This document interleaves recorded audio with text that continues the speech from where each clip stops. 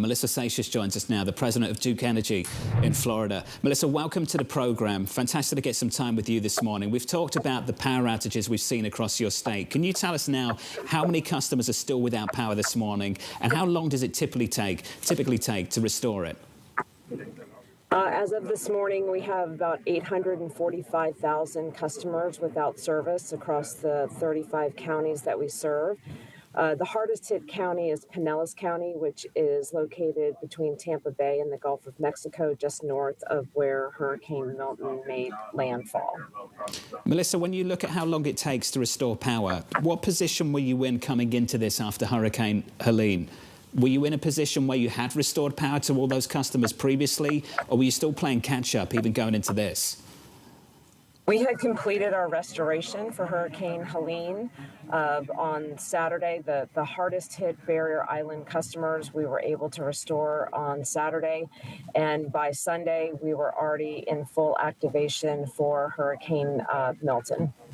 Melissa, can you give us a sense of what goes into reactivating energy? Is it basically picking up downed lines? Is it rejiggering the circuitry so that you can redirect electricity to new areas? Can you just give us the sense of how much manpower is involved? It does take a lot of all hands on deck, I will say. And so from a resource standpoint, it's very diverse because we need line workers. We need a lot of vegetation management.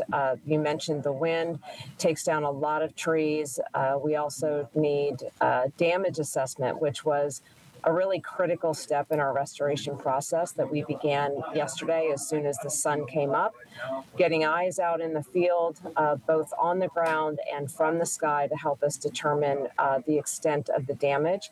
And then that informs and shapes our work plans for each and every day. But we've got about 16,000 resources here in Florida to respond to our customers and get them re-energized.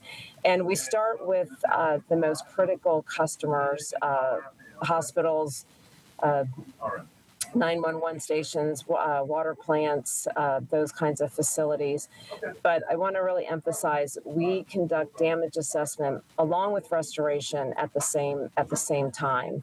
And sometimes it's actually not so much just re-energizing line, but it's rebuilding, especially with hurricane force winds from a Category 3 hurricane. But these are highly skilled workers.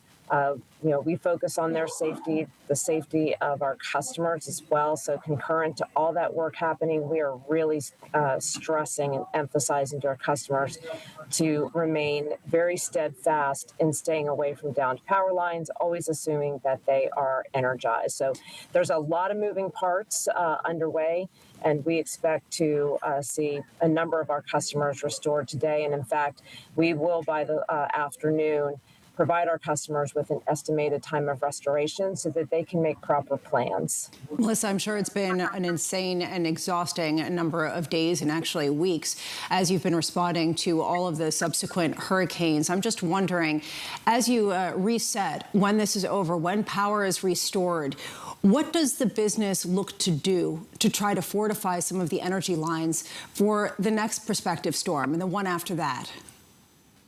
We here in Florida are certainly in a constant state of hardening our grid. We're able to do that through what is called the Storm Protection Plan here in the state of Florida.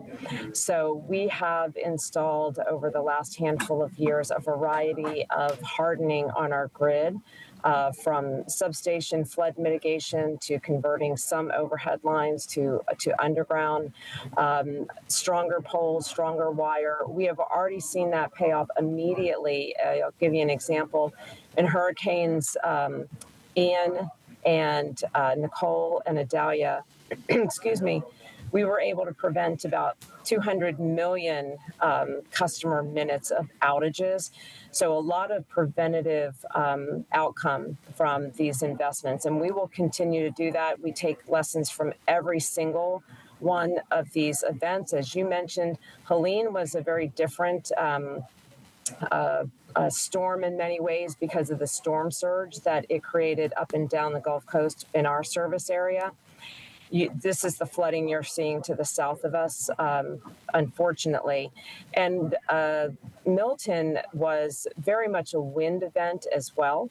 With those winds coming across as a Category 3. So we've seen a lot of poles down, wires down, definitely flooding in some areas. Fortunately for our service area, we did not sustain the significant storm surge that we had seen in Hurricane Helene.